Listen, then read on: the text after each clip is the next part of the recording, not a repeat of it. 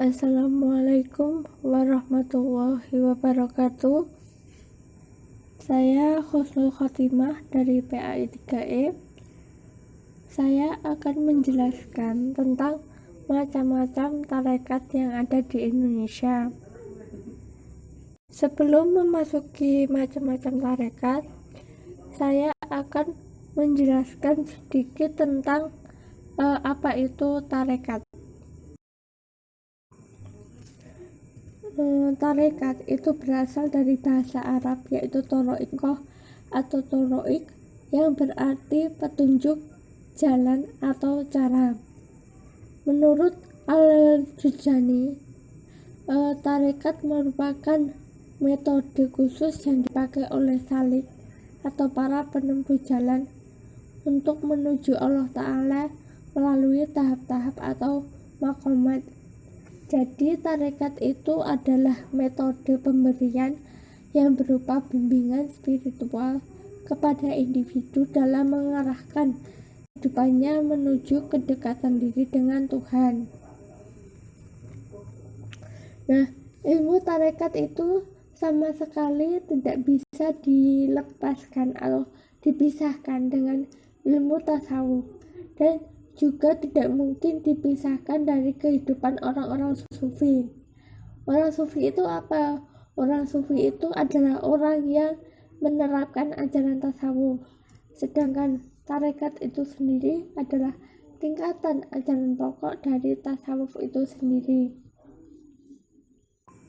Kemudian para tokoh sufi dalam tarekat itu mempunyai tugas untuk merumuskan bagaimana sistematika atau jalan atau cara yang harus ditempuh oleh para calon sufi agar mereka itu dapat dengan cepat untuk bertakarub atau mendekatkan diri kepada Allah. Jadi mereka yang menerapkan tarekat, mereka akan selalu mengingat Allah, yaitu dengan jalan mengamalkan wirid dan zikir yang dibarengi dengan tafakur secara terus-menerus. Mereka yang bertarekat akan memiliki rasa takut kepada Allah, sehingga timbullah dalam diri mereka untuk selalu berusaha menghindarkan diri dari segala pengaruh duniawi yang dapat menyebabkan mereka itu lupa kepada Allah. Kemudian saya akan menjelaskan tentang macam-macam tarekat yang ada di Indonesia. Yang pertama yaitu tarekat Naqsyabandiyah.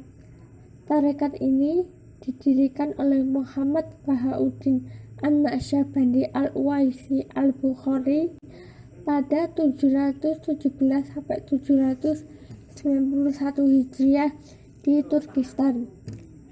Ia juga dikenal dengan nama Naqsyabandi yang berarti lukisan, karena ia merupakan orang yang ahli dalam memberikan gambaran kehidupan yang gaib-gaib. Nah, tarekat ini merupakan salah satu tarekat yang paling luas penyebarannya, yaitu terdapat banyak di wilayah Asia Muslim serta Turki, Bosnia, Herzegovina, dan wilayah Volga-Ural.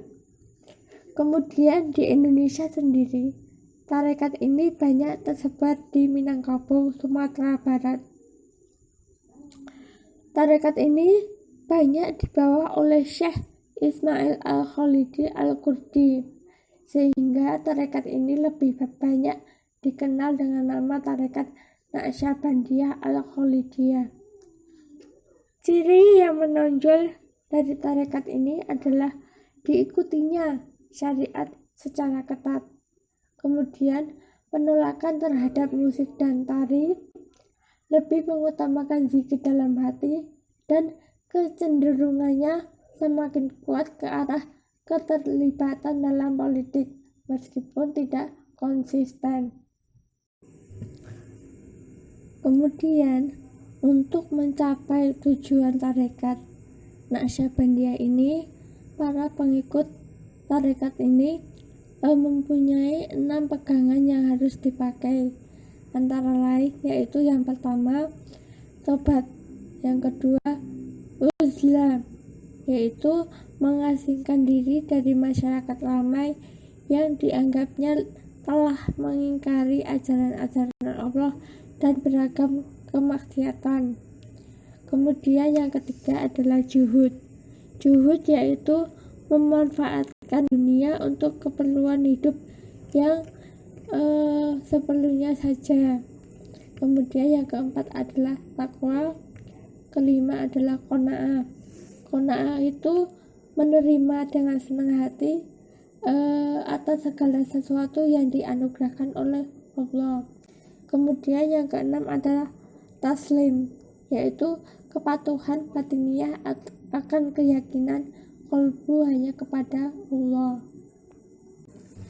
Kemudian hukum yang dijadikan pegangan dalam tarekat Naqsyabandiyah ini juga ada 6, yaitu zikir, kemudian meninggalkan hawa nafsu, meninggalkan kesenangan duniawi, melaksanakan segenap ajaran agama dengan sungguh-sungguh, senantiasa berbuat baik kepada makhluk Allah, dan mengerjakan amal kebaikan. Macam tarekat yang selanjutnya yaitu tarekat Qadiriyah. Tarekat Qadiriyah didirikan oleh Syekh Abdul Qadir Al-Jailani. Nama lengkap beliau adalah Syekh Muhyiddin Abu Muhammad Abdul Qadir Jailani Al-Baghdadi. Tarekat Qadiriyah ini berkembang dan berpusat di Irak dan Syria. Kemudian diikuti oleh jutaan umat muslim yang tersebar di Yaman, Turki, Mesir, India, Afrika, dan Asia. Dan di Indonesia sendiri, tarekat Qadiriyah banyak tersebar di Pulau Jawa dan Sumatera. Adapun keistimewaan dari tarekat Qadiriyah ini, yang pertama yaitu luwes. Luwes maksudnya yaitu bila ada murid yang sudah mencapai derajat syekh, maka murid itu tidak mempunyai kewajiban atau keharusan untuk terus mengikuti tarekat gurunya. Bahkan dia itu berhak untuk melakukan modifikasi tarekat yang lain ke dalam tarekatnya. Kemudian yang kedua yaitu mementingkan kasih sayang terhadap semua makhluk. Kemudian rendah hati. Yang keempat, menjauhi fanatisme dalam keagamaan maupun politik. Dan yang kelima adalah zikir dengan menyebut-nyebut nama Tuhan. Kemudian tarekat yang selanjutnya yaitu tarekat Rifaiyah.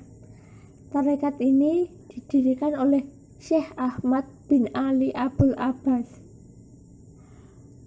Ia lahir di Qaryah Hasan, yaitu dekat Basrah pada tahun 500 Hijriah. Pada saat ia berusia 7 tahun, ia sudah ditinggalkan oleh ayahnya wafat. Kemudian ia diasuh oleh pamannya yang bernama Mansur al-Bataihi, yaitu seorang syekh tarekat. Syekh Ahmad bin Ali Abul Abbas ini menuntut ilmu kepada pamannya yaitu Mansur al-Bataihi. Selain itu, ia juga menuntut ilmu kepada pamannya yang lain yaitu yang bernama Abu al-Fadli Ali al-Wasiti, yaitu ilmu yang dituntut tentang mazhab fikih Imam Syafi'i. Kemudian dalam usia yang ke-21 tahun, ia telah berhasil memperoleh ijazah dari pamannya dan qiraah 9 sebagai pertanda bahwa ia sudah mendapatkan wewenang untuk mengajar. Tarekat ini banyak tersebar di daerah Aceh, Jawa, Sumatera Barat, Sulawesi, dan daerah lainnya. Ciri dari tarekat ini adalah pelaksanaan zikir yang dilakukan dengan menggunakan tabuhan rebana dalam wiridnya yang diikuti dengan tarian dan permainan debus. Nah, zikir ini dilakukan sampai mencapai suatu keadaan di mana mereka dapat melakukan perbuatan-perbuatan yang menakjubkan, antara lain yaitu berguling-guling dalam bara api, namun tidak terbakar sedikit pun dan tidak mempan oleh senjata tajam. Kemudian tarekat yang selanjutnya yaitu tarekat Samaniyah. Pendirinya adalah Muhammad Abdul Al-Qarib Al-Madani Al-Syafi'i Al-Saman. Ia lebih dikenal sebagai Syekh Saman di kalangan murid-muridnya.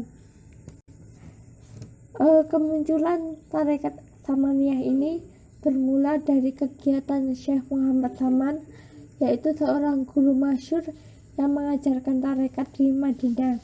Kemudian banyak orang Indonesia, terutama orang Aceh, yang pergi ke sana mengikuti pengajarannya. Oleh karena itu, tidak mengherankan jika tarekat ini banyak tersebar luas di daerah Aceh dan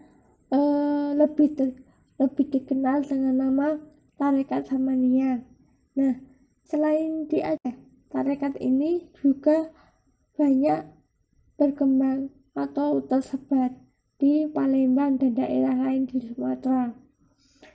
Di Palembang sendiri, orang banyak membaca riwayat Syekh Saman sebagai tawasul untuk mendapatkan berkah. Ciri dari tarekat ini adalah zikirnya yang menggunakan suara keras dan melengking, khususnya ketika mengucapkan lafal la ilaha illallah. Adapun ibadah yang dilakukan oleh tarekat Samaniyah ini antara lain adalah yang pertama, mewiridkan zikir secara bersama-sama. Kedua, sholat sunnah asyira 2 rakaat. Ketiga, sholat sunnah duha 12 rakaat. Dan yang keempat adalah memperbanyak riyadhah. Riyadhah itu melatih diri lahir batin untuk mendekatkan diri kepada Allah. Selanjutnya yaitu tarekat Khalwatiyah yang didirikan di Khurasan oleh Zainuddin dan berhasil berkembang sampai ke Turki. Tarekat ini merupakan cabang dari tarekat Surawanti yang didirikan oleh Abdul Qadir Surawanti. Tarekat ini dibawa oleh Mustafa Al-Bakri, yaitu seorang penyair sufi asal Damaskus, Syria. Karena pesatnya perkembangan tarekat ini di Mesir, dan jika Mustafa Al-Bakri itu dianggap sebagai pemikir Khalwatiyah oleh para pengikutnya. Dan di Indonesia sendiri, tarekat Khalwatiyah banyak pada mulanya itu tersebar di daerah Banten oleh Syekh Yusuf Al-Khalwahi Al-Makassari, yaitu pada masa Sultan Ageng Tirtayasa. Tarekat ini banyak pengikutnya di Indonesia karena suluk dari tarekat ini sangat sederhana dan dalam pelaksanaannya. Kemudian tarekat Khalwatiyah ini membagi manusia menjadi 7 tingkatan. Yang pertama yaitu manusia yang berada dalam nafsu amarah. Maksudnya yaitu mereka yang jahil, kikir, angkuh, sombong, pemarah, gemar kepada kejahatan, itu dipengaruhi syahwat dan sifat-sifat tercela lainnya. Nah, mereka ini bisa membebaskan diri dari semua sifat tersebut, yaitu dengan jalan memperbanyak zikir kepada Allah dan mengurangi makan minum maupun segala sesuatu yang dilarang Allah. Kemudian yang kedua yaitu manusia yang berada dalam nafsu lawamah, yaitu mereka yang gemar dalam mujahadah atau meninggalkan perbuatan buruk dan berbuat saleh, namun masih suka bermegah-megah dan suka pamer.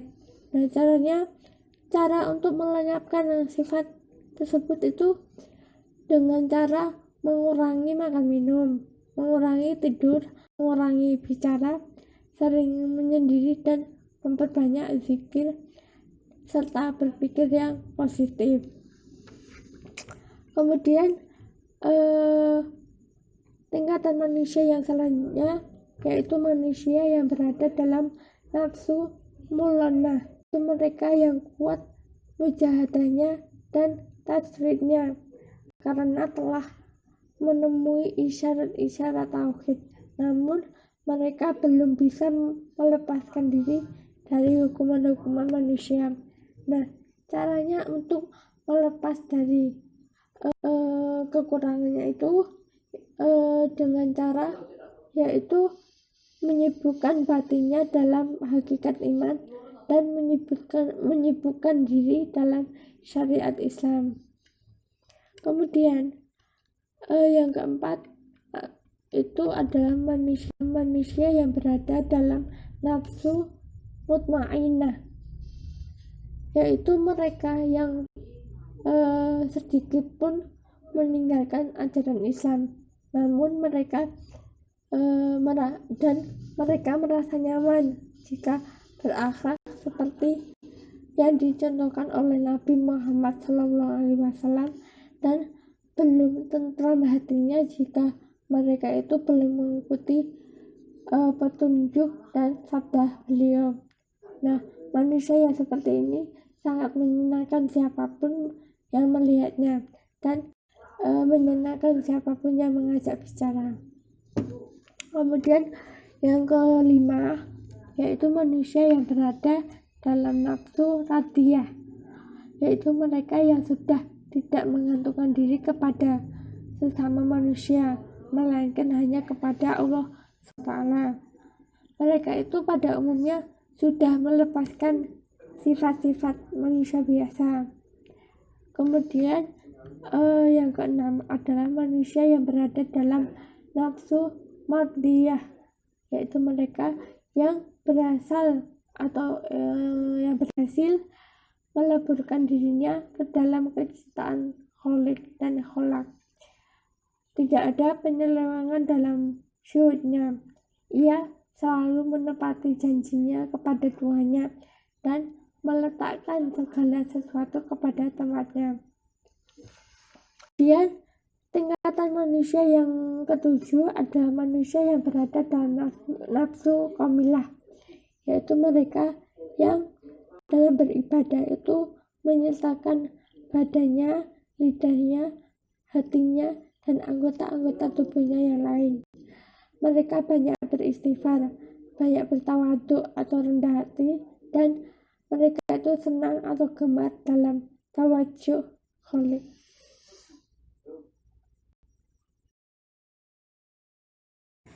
Kemudian yang selanjutnya yaitu tarekat Alawiyah Hadadiyah, yaitu tarekat yang didirikan oleh Sayyid Abdullah bin Alwi bin Muhammad bin Al-Haddad. Ia lahir pada malam Senin 5 Safar tahun 1044 Hijriah di Tarim, Hadramaut, Yaman. Ia adalah seorang pencipta ratib haddad dan dianggap sebagai salah satu orang wali, kutub, dan arifin dalam ilmu tasawuf. Ia banyak mengarang kitab dalam ilmu tasawuf. Di antaranya adalah kitab yang berjudul Nasaihut Diniyah atau nasihat agama, dan Al-Mu'awanah fi Suluk Thoriq Akhirah atau pendukung mencapai hidup di akhir. Nah, tarekat Al-Haddad ini hanya dikenal di daerah Hadramaut, Indonesia, India, Hijaz, Afrika Timur, dan lain sebagainya. Tarekat ini berbeda dengan tarekat sufi yang lain pada umumnya. Perbedaan itu terletak pada praktiknya yang tidak menekankan segi-segi riyadhah atau olah rohani dan kezuhudan, melainkan tarekat ini itu lebih menekankan pada amal, akhlak, dan beberapa wirid serta zikir yang ringan. Nah, wirid dan zikir ini dapat dengan mudah dipraktikkan oleh siapa saja meski tanpa dibimbing oleh seorang mursyid. Nah, dalam tarekat ini ada dua wirid yang diajarkan, yaitu wirid al-haddad, wirid al-latif dan latif al-haddad. Kemudian tarekat alawiyah haddadiyah ini memiliki kekhasan, yaitu tidak adanya keharusan bagi para murid untuk lebih dahulu di baiat. Yang kedua, ajaran dari tarekat alawiyah ini boleh diikuti oleh siapa saja tanpa harus berguru sekalipun kepada mursyidnya. Kemudian yang ketiga adalah pengamalan ajaran zikir yang cukup ringan.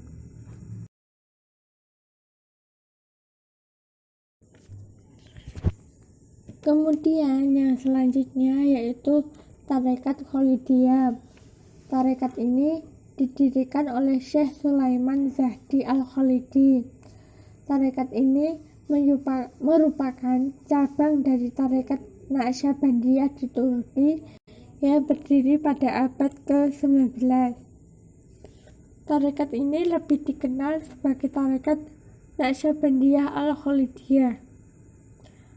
Tarekat Khalidiyah ini berisi tentang adab, zikir, tasawuf dalam tarekat, adab suluk, tentang saik dan makamnya, tentang ribat dan beberapa fatwa pendek dari Syekh Sulaiman Al-Zahdi Al-Khalidi mengenai beberapa persoalan yang diterima dari bermacam-macam daerah.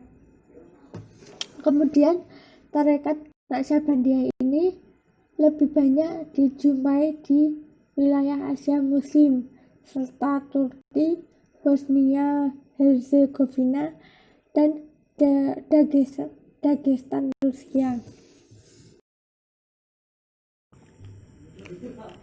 Nah, itu tadi adalah sedikit penjelasan tentang pengertian dan macam-macam tarekat yang ada di Indonesia.